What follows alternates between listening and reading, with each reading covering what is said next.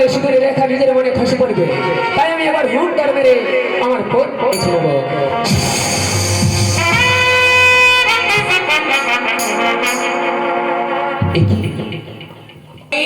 কি হয়েছে?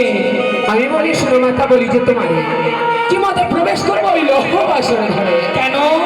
শ্রী কর্ণক পাঠের সঙ্গে যুগলোকে আর আরে পিপিলিকা নাই পারে সেই ঘরে প্রবেশ করিবা। ও বাসর ঘরে রেখেছি চুল পরিমাণ ছিদ্র। হ্যাঁ মা, তোমার পর্বতের মতো দেহ আমার নাগিনীকে আমি রেখেছি সুতার সঞ্চার। আমার নাগিনী হচ্ছে পর্বতের মতো দেহ, কি করে প্রবেশ করবে? তাকে সঞ্চয় স্তর মতো তাকে সঞ্চয় করে দিতে হবে। বেশ, তুমি আমার সঙ্গে থেকো। সমুদ্র